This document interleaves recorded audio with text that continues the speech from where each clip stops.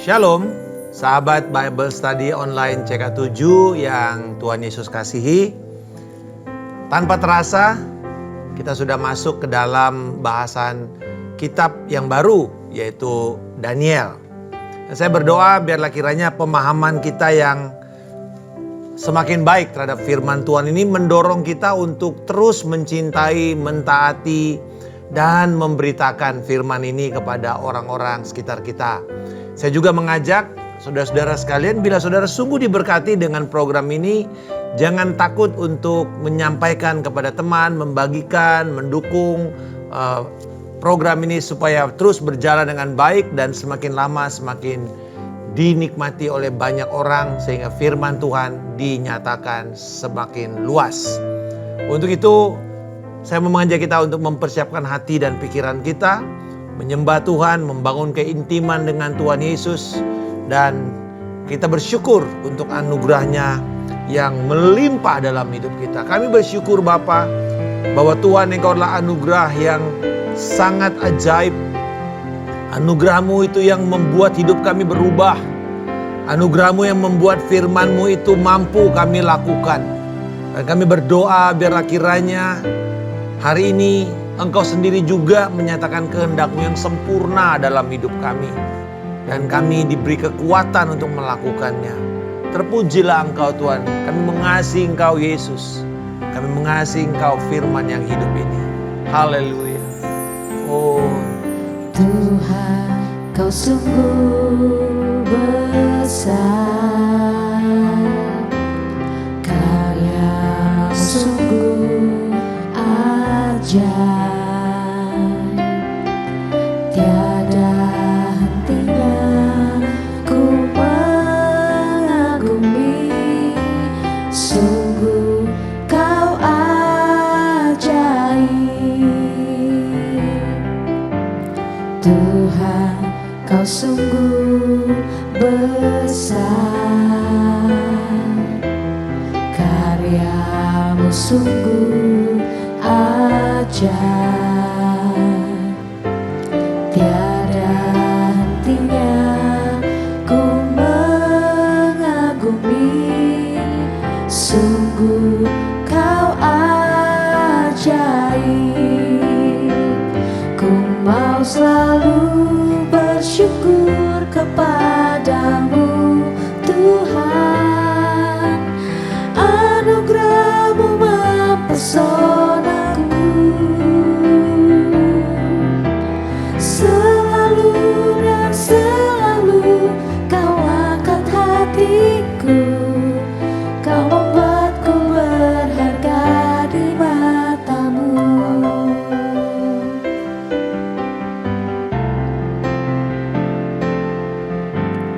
Tuhan, Kau sungguh besar, karya-Mu sungguh ajaib. Tiada hentinya ku mengagumi, sungguh Kau ajaib. Tuhan, Kau sungguh besar, karya-Mu sungguh ajaib. Tiada hentinya ku mengagumi, sungguh Kau ajaib. Ku mau selalu bersyukur kepadamu Tuhan, anugerah-Mu mempesonaku. Selalu dan selalu Kau angkat hatiku, Kau membuatku berharga di mata-Mu. Ku mau selalu bersyukur kepada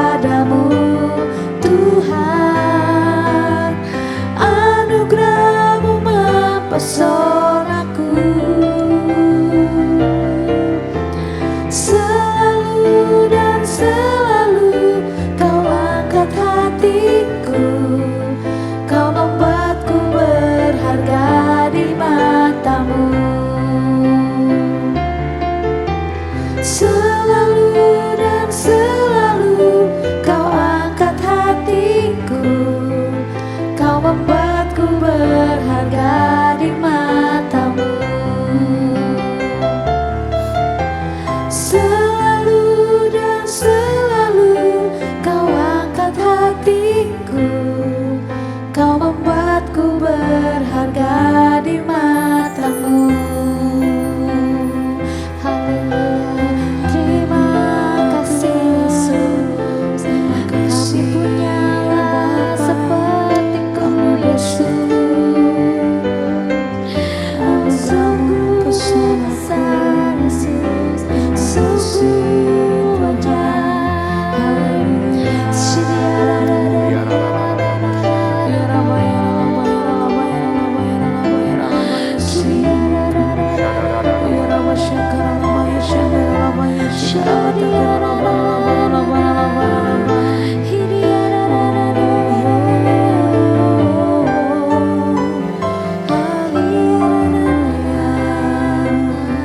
Ajaib Engkau Tuhan, terima kasih Yesus.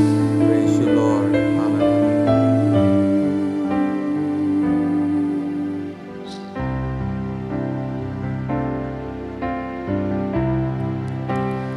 Kudus, kuduslah, kuduslah Tuhan, Allah semesta alam.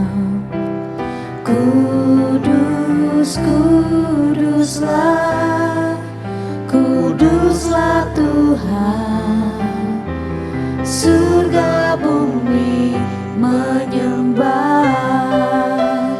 Kudus, kuduslah, kuduslah Tuhan, Allah semesta alam.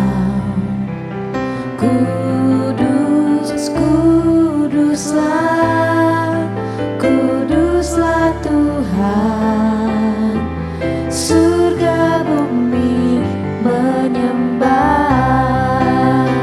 Kudus, kuduslah, kuduslah Tuhan, Allah semesta alam. Kudus, kuduslah, kuduslah Tuhan, surga bumi menyembah.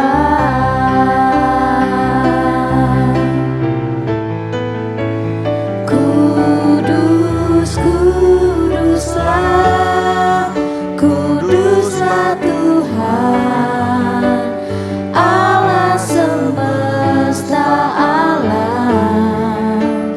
Kudus, kuduslah, kuduslah Tuhan, surga bumi menyembah. Surga bumi menyembah. Surga bumi menyembah. Praise you Lord. Bahwa segala bangsa, segala alam semesta tunduk di bawah pemerintahan-Mu, kuasa-Mu. Dan kami bersyukur kalau hari ini kami juga bisa melihat Tuhan, bahwa Tuhan adalah Allah yang setia. Sekalipun kami ada di tengah-tengah keadaan yang tidak menguntungkan, tapi Engkau setia kepada orang yang setia kepada Engkau. Terima kasih Roh Kudus, Engkau nyatakanlah kebenaran-Mu ini ke dalam hidup kami, dan kokohkanlah iman kami sewaktu kami mendengar firman ini dan melakukannya. Dalam nama Yesus kami berdoa. Amin.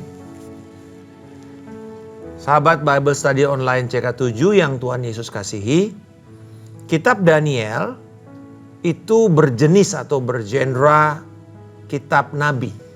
Karena Daniel ini masih terhitung sebagai nabi dan nabi besar, artinya kitab itu ditulis pasalnya lebih banyak.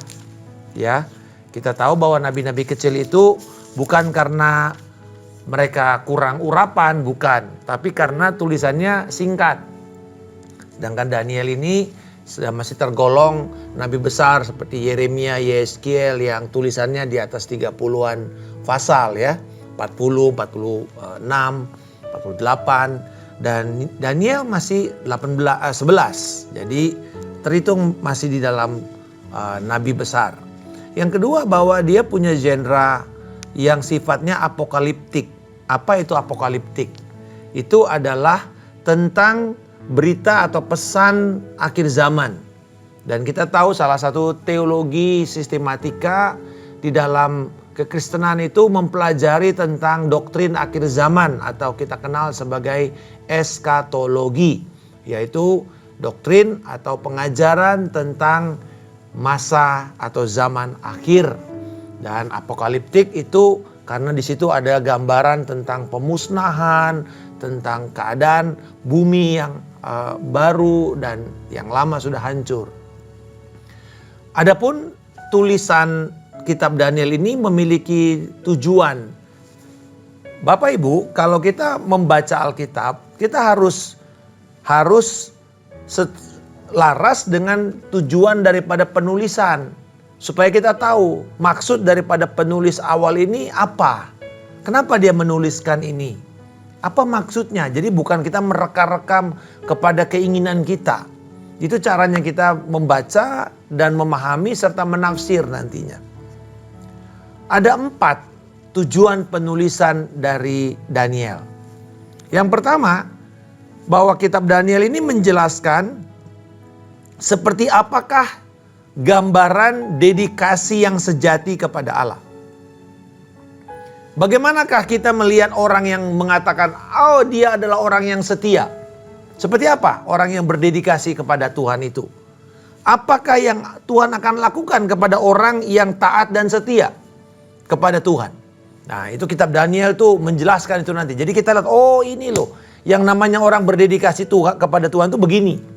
Dan ini akan Tuhan lakukan kepada orang yang setia dan loyal, taat dan setia kepada Tuhan. Yang kedua, bahwa kitab Daniel bertujuan menjelaskan tentang kepedulian dan pemeliharaan Allah terhadap umatnya, sekalipun mereka sedang menjalani konsekuensi penghakiman akibat dosa mereka. Jadi kita belajar di dalam kebenaran perjanjian lama dan perjanjian baru, bahwa setiap tindakan itu ada konsekuensi, baik tindakan benar maupun tindakan tidak taat. Lalu kemudian setelah kita melakukan, walaupun misalnya kita sedang gagal, lalu kita harus menjalani konsekuensinya yang tidak enak, tetapi di situ Tuhan tetap tidak tinggal diam. Tuhan tetap memelihara, Tuhan tetap menjaga, Tuhan tetap melindungi dan menyediakan. Jadi kita tidak perlu takut juga kalau memang karena kesalahan kita, karena ketidaktaatan kita harus menjalani konsekuensi dari keputusan kita. Di situ Tuhan tidak akan meninggalkan kita juga. Itu yang kedua yang kita belajar. Nanti tujuan ketiga daripada kitab Daniel adalah bahwa kitab ini adalah kitab penghiburan. Kenapa disebut penghiburan? Penghiburan kepada bangsa Yehuda yang sedang ada di tempat pembuangan. Mereka tahu bahwa aduh ini tempat baru, tidak ada sama sekali yang dekat dengan mereka. Tercerabut dari budaya dan dari bahasa mereka. Anak-anak mereka banyak yang tidak bisa lagi berbahasa Ibrani. Dan ternyata Tuhan tidak melupakan mereka. Bahkan Tuhan tetap memberikan masa depan yang cerah. Dengan diberikannya penglihatan tentang akhir zaman dan tentang datangnya Mesias, mereka tetap mengatakan, oh Tuhan terima kasih. Sekalipun kami di sini sulit, tetapi kami tetap memiliki pandangan pengharapan di dalam masa depan kami yang gilang gemilang. Saudara-saudara, kita tahu bahwa orang Kristen itu hidup di 3 struktur atau 3 penggalan waktu. Masa lalu, sekarang, dan yang akan datang. Masa lalu di mana kita percaya Tuhan menebus dosa-dosa kita. Masa sekarang adalah masa di mana kita berjalan dengan Tuhan Walaupun ada kesulitan, tetapi di situ kita akan melihat pemeliharaan Tuhan. Lalu kemudian masa depan, bahwa ada masa depan yang cerah, bukan hanya sekarang, tapi juga nanti di kekekalan. Untuk itu kita tidak akan menyerah dengan situasi sekarang ini, karena di sana ada masa depan yang mulia. Kita harus hidup dengan 3 konteks waktu ini senantiasa, supaya kita itu tidak orang yang hanya memikirkan masa lalu, terjebak di masa lalu, atau kita hanya memikirkan kondisi sekarang lalu kita khawatir terus. Dan bahkan atau kita cuma mikir masa depan lalu kita tidak mau menghadapi keadaan sekarang. Kalau kita melihat kidung-kidung yang ditulis ya di masa 500 tahun yang lalu, 400 tahun yang lalu, teologi daripada pujian itu selalu melibatkan 3 hal. Apa yang Tuhan kerjakan di masa lalu, apa yang Tuhan kerjakan sekarang, dan bagaimana Tuhan akan mengerjakan kepada kita di masa depan. Itu luar biasa. Saudara perhatikan misalnya lagu Amazing Grace. Amazing Grace itu dikatakan pertama, dulu aku buta, sekarang aku melihat. Dulu. Berarti dia bicara mengenai bagaimana Tuhan menyelamatkan dia. Lalu kemudian alinea kedua atau bait kedua dibilang apa? Pada waktu aku sedang mengalami kesulitan dan goncangan dan bahaya maut sekarang ini, Tuhan menyertai aku. Lalu kemudian dia bilang di bait ketiga, di masa nanti 1000 tahun kemudian, dia bicara mengenai masa depan. Selalu begitu. Jadi selalu kalau kita memuji Tuhan itu diingatkan karya Kristus, apa yang menjadi pengudusan kita, jadi justification, sanctifications, glorifications. Jadi itu sebenarnya pujian, kalau kita sedang memimpin pujian ya bagi saudara para worship leader, memilih lagu, pilihlah lagu yang mengajarkan jemaat karya Kristus di masa lalu, apa yang Tuhan kerjakan sekarang, bagaimana kita tetap bisa bertahan, dan kemudian pengharapan kita di masa depan. Jadi itu penghiburan. Lalu yang keempat, tujuan daripada Daniel ditulis adalah kitab Daniel ini mengajarkan kepada kita tentang apa yang akan terjadi di masa depan. Makanya saudara, kalau ini paralel dengan kitab Wahyu. Jadi di perjanjian lama ada Daniel, perjanjian baru ada Wahyu. Kalau saudara membaca Wahyu tanpa membaca Daniel, maka pengertian kita tentang Wahyu itu akan kering. Akan sangat dangkal. Jadi dua-duanya ini mesti paralel. Kita membaca kitab Wahyu, kita membaca kitab Daniel, itu ada koneksinya. Terutama ketika menjelaskan mengenai 3,5 masa. 3,5 masa itu Daniel dengan jelas menjelaskan bagaimana yang dimaksud dengan 3,5 masa itu. Apa yang terjadi, kepada siapa itu terjadi. Nah saudara-saudara, informasi yang diberikan di kitab Wahyu dengan kitab Daniel ini akan memberikan kepada kita pemahaman yang komplit tentang apa yang akan terjadi di masa akhir zaman. Itu tadi saya katakan studi tentang akhir zaman atau eskatologi. Nah mari kita sekarang melihat ke pasal yang pertama. Daniel 1. Daniel 1 ini memperkenalkan tentang Daniel dan sahabat-sahabatnya di dalam pembuangan atau penahanan mereka di Babel. Tapi juga menyajikan sebuah gambaran tentang, pelajaran tentang bagaimana di dalam sebuah kondisi yang sulit dan genting, mereka tetap memilih untuk taat kepada Tuhan. Mereka tetap tidak mengorbankan identitas mereka sebagai orang Yahudi, umat pilihan Tuhan. Bapak Ibu, kalau saudara membaca beberapa kisah-kisah perjanjian lama seperti Yunus, Mordekai di kitab Esther, dan Daniel, menjadi orang Yahudi adalah beresiko tinggi. Selalu begitu. Tetapi mereka tidak malu menyembunyikan diri mereka. Oh kami bukan orang Yahudi. Enggak, mereka berani untuk mengatakan itu. Nah bagaimana kita bisa tetap menjaga status dan identitas kita sebagai umat percaya. Walaupun sedang mengalami kondisi yang genting, pilihan yang sulit. Kita tetap setia kepada kebenaran dan siapa kita. Nah saudara-saudara, Daniel ini dikatakan dimulai dari ayat 1, tahun ketiga pemerintahan Yoyakim. Berarti Bapak Ibu, Daniel memberikan fakta sejarah. Ini kitab sejarah loh.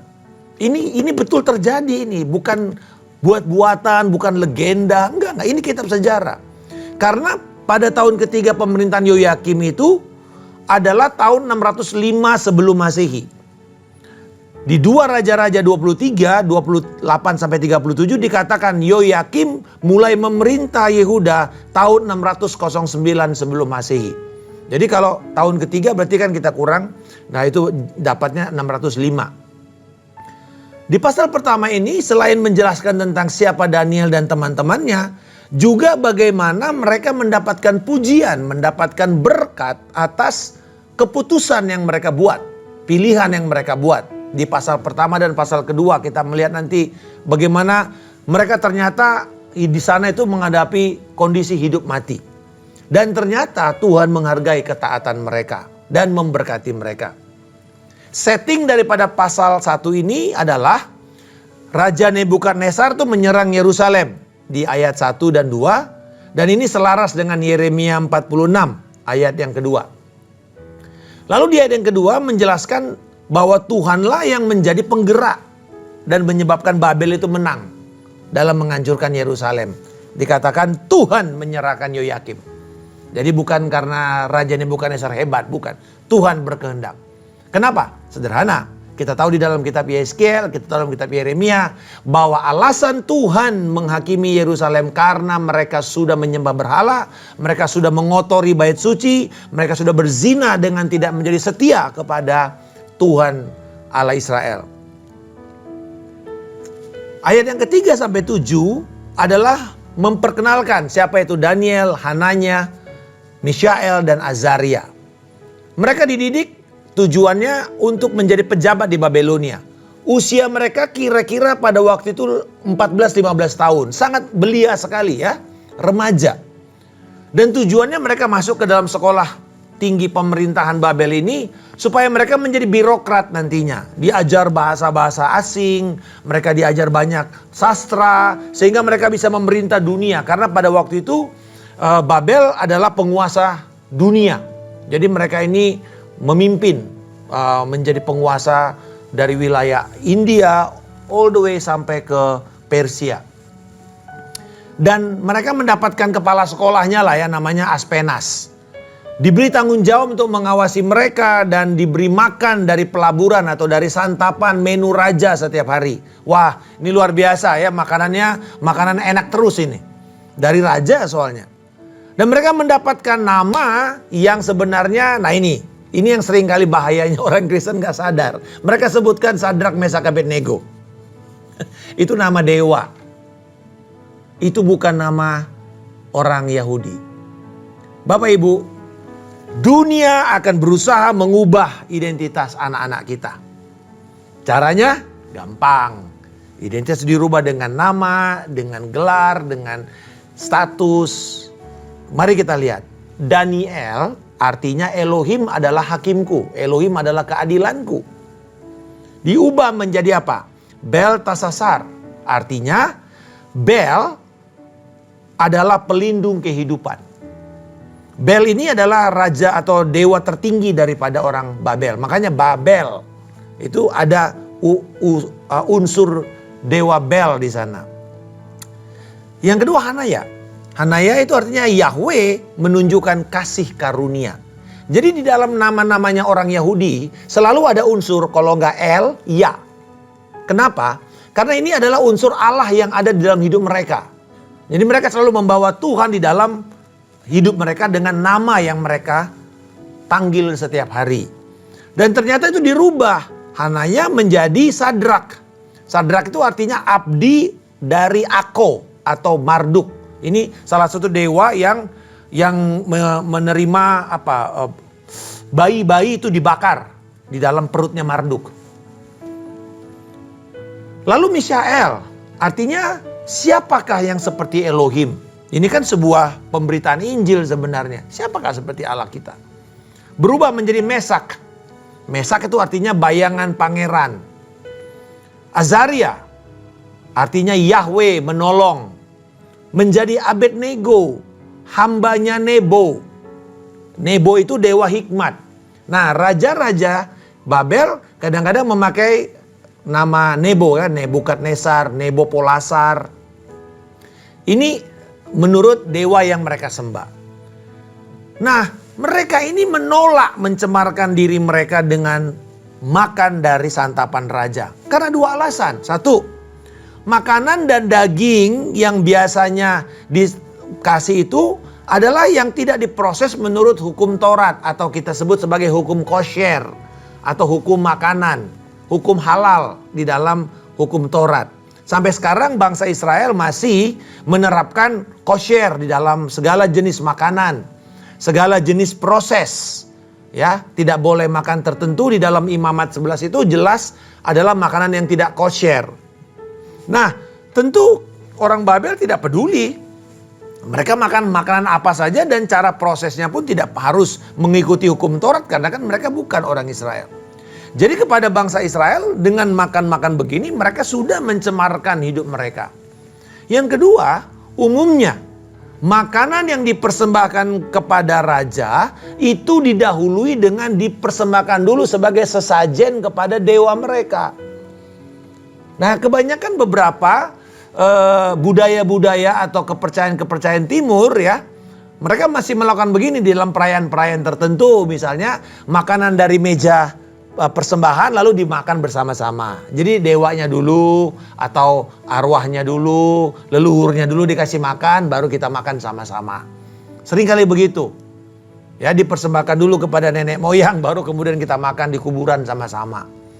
Ini biasa terjadi di masa itu. Dan buat mereka tidak mungkin.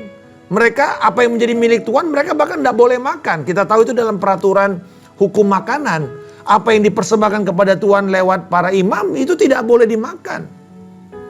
Jemaat makan apa yang menjadi bagian mereka. Bukan tidak boleh menjamah bagian Tuhan. Dan kita tahu anak Eli, Imam Eli mati Hofni Phinehas itu karena mereka makan makanan yang harusnya dipersembahkan untuk Tuhan. Mereka makan.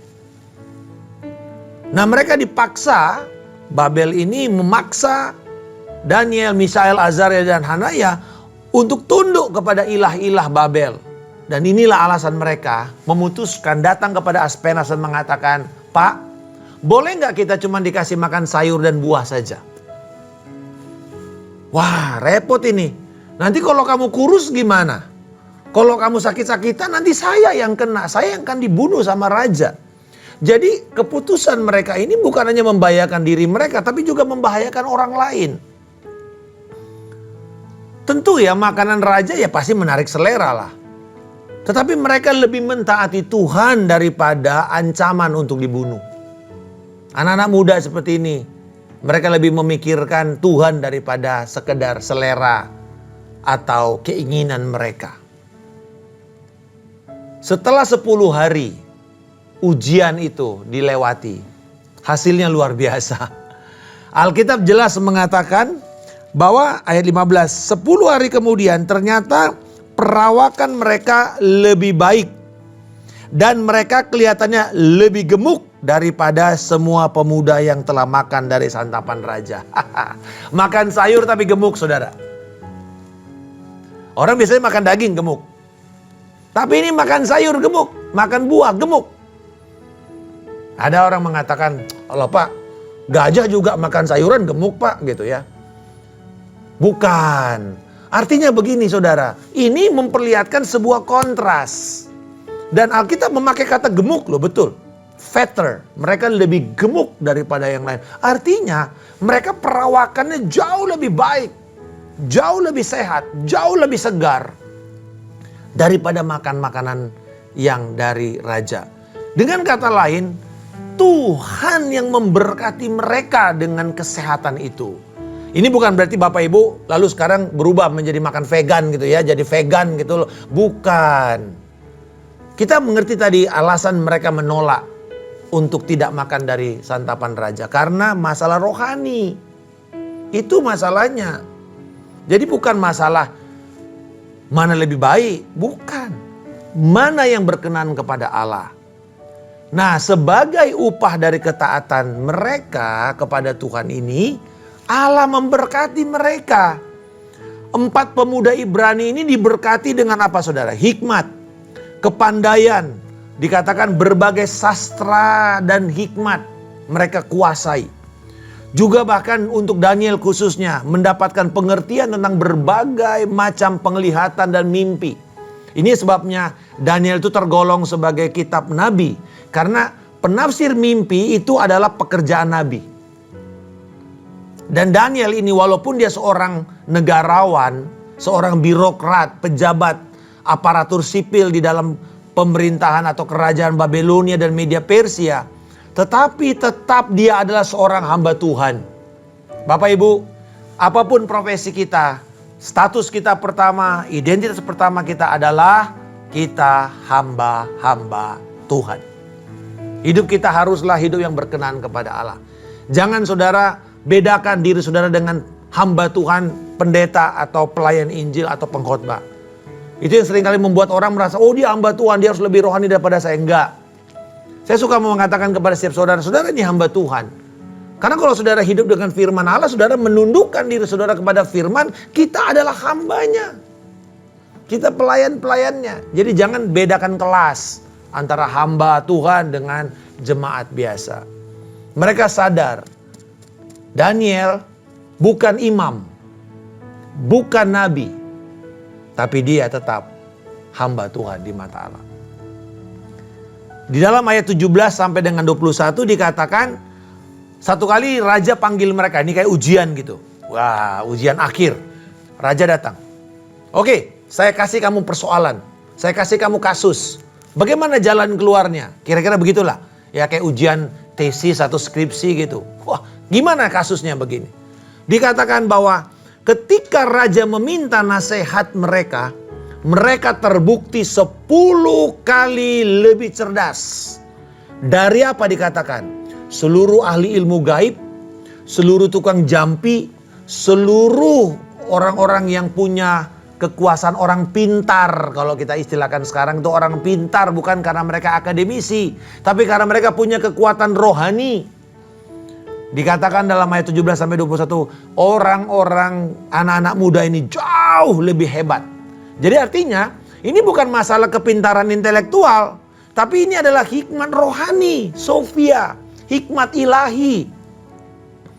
Bapak Ibu, kalau kita hidup taat kepada Allah, kita bisa lebih bijak melampaui usia kita. Karena firman Tuhan.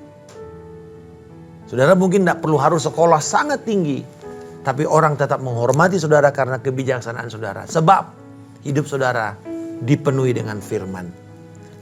Dan Daniel berada di Babel melewati 4 pergantian penguasa. Wah, luar biasa ya. Raja boleh gonta-ganti, dia tetap aja di situ. Mulai dari Babel hingga Media Persia kita tahu. Bahkan terakhir dikatakan bahwa masa pemerintahan Koresh dimulai tahun 539 Masehi. Berarti Daniel itu tinggal di Babel itu sekitar 66 tahun. Sejak dia dibuang, sejak dia ditangkap, dibawa ke Babel. Berarti kira-kira Daniel itu usianya pada waktu menutup kitab Daniel ini umurnya 81 tahun. Cukup sepuh. Dan kemungkinan menurut Daniel 10 ayat 1, Daniel itu masih hidup sampai ke tahun ketiga pemerintahan Koresh. Berarti kira-kira umur 84 ke 85 tahun baru dia meninggal. Bapak Ibu, usia sepuh tapi tetap berpengaruh. Wah, luar biasa ini ya. Jangan anggap bahwa usia kita sudah sepuh, usia emas, lalu kita sudah tidak berdaya. Tidak. Hidup kita tetap bisa jadi berkat walaupun kita sudah sepuh dan sudah mungkin purna dari tugas kita, tetap Tuhan bisa pakai kita. Apa pelajaran yang bisa kita petik dari pasal pertama ini? Yang pertama bahwa Allah memberikan kepada kita perlindungan serta pemeliharaan. Ketika kita memutuskan untuk mentaati firman Tuhan. Pilihlah ketaatan kepada Tuhan. Walaupun itu sulit. Walaupun mungkin harganya bisa nyawa kita. Pilihlah firman Tuhan. Maka itu jauh lebih baik. Jangan coba sogok Tuhan. untuk saudara bisa menghindar dari ketaatan. Di 1 Samuel 15 jelas mengatakan, bukankah ketaatan itu jauh lebih penting berharga daripada segala jenis kurban? Obedience is better than sacrifice. Ketaatan itu Tuhan lihat. Saudara jangan mengatakan, Tuhan aku tidak mau taat, tapi aku mau kasih persembahan banyak deh buat gereja. Persembahan baik, kemurahan hati saudara baik, tapi bukan untuk menghindarkan saudara dari tuntutan ketaatan. Jangan coba sokok Tuhan. Jangan coba mencobai dia. Nah saudara-saudara, kesetiaan kepada Tuhan membuat hidup kita bisa berbeda dan bisa menjadi berkat. Tapi kita bukan hanya memikirkan tentang Daniel di masa lalu. Ada Daniel yang lebih agung, yaitu Yesus Kristus. Dia datang ke dunia ini menjadi orang asing. Di tengah-tengah hidup manusia yang berdosa. Kalau Daniel menjadi orang asing di Babel, setiap hari dia lihat dosa di mana-mana. Bapak Ibu, seandainya saudara orang yang punya mental kuat, lalu saudara pindah ke satu daerah, satu negara yang hidupnya berdosa terus. Bisa lama-lama saudara jatuh kan? Itu kayak ada lagu nostalgia dulu. Mulanya biasa saja, akhirnya hamil juga. Oh kadang-kadang kita bilang, wah biasa, wah saya kuat. Tapi karena di situ terus ada perzinahan, percabulan, saudara terus menyaksikan. Lama-lama saudara berpikir, ini biasa kok. Wah orang Kristen di sana juga begitu. Ya sudahlah, aku ikut saja. Akhirnya saudara hancur. Saudara menjadi seperti mereka. Hati-hati. Ada sebuah prinsip dari sebuah pepatah ungkapan yang mengatakan begini. Familiarity brings contempt. Keterbiasaan itu akan membawa kepada penghinaan. Karena kita pikir sudah biasa, kita pikir ini wajar, norma yang umum. Padahal tidak secara firman. Nah ini saudara bayangkan, Daniel umur 15 tahun sampai umur 81 ke 84 tahun tidak berubah kesetiaannya kepada firman. Wah luar biasa. Jadi saudara-saudara ini pelajaran kepada kita anak-anak muda. Biasanya Daniel 1 ini khotbahnya kepada anak muda, terutama ayat 8. Daniel memutuskan untuk tidak mencemari dirinya dengan segala macam kejahatan. Lalu kita khotbah ini ke youth service, ke retreat. Betul, bagus. Kita mulai dengan itu, tapi jangan berhenti. Di anak muda tok kita semangat. Ini Daniel sampai uzur, saudara. Masih radikal dengan keputusannya untuk memilih kesucian hidup. Yesus telah memilih, dia dicobai, bahkan dia dibunuh, tetapi dia tidak menyerah. Bahkan kedatangan Yesus bukan hanya mengalahkan si iblis, tapi juga menyelamatkan manusia dari penawanan, dari segala macam hal yang jahat. Bapak Ibu saudara-saudara sekalian, Daniel di dalam akhir hidupnya dia tidak kembali ke Israel. Dia tidak kembali ke Yerusalem. Dia sedih. Kalau sudah nanti baca di dalam kitab Daniel, dia sedih sebenarnya. Tetapi dia memilih, Tuhan, kalau saya tidak pulang pun saya akan berjuang di sini. Dan apa yang dia lakukan? Kita tahu nanti di dalam Daniel, dia berpuasa 3 minggu untuk berdoa dan untuk melihat terjadinya perubahan di dalam sejarah bangsa-bangsa. Daniel memperlihatkan Tuhan adalah Allah penguasa bangsa-bangsa. Kiranya kebenaran firman ini akan mendorong kita, semakin membuat kita sadar. Jagalah kekudusan kita dari muda sampai nanti kita dipanggil Tuhan. Tuhan Yesus memberkati. Berkatilah Tuhan setiap umat-Mu. Kiranya kasih karunia dari Allah Bapa, cinta kasih dari Tuhan kita Yesus Kristus, persekutuan yang indah, yang erat dan manis dengan Roh Kudus, menyertai engkau dari hari ini sampai Tuhan Yesus Kristus datang untuk kedua kalinya, menjemput kita di awan kemuliaan. dan membawa kita memerintah dalam kerajaan damai-Nya hingga kekal selama-lamanya. Di dalam nama Tuhan Yesus Kristus, kami telah berdoa dan mengucap syukur. Haleluya. Amin. Tuhan Yesus memberkati. Sampai bertemu di kesempatan berikutnya. Shalom.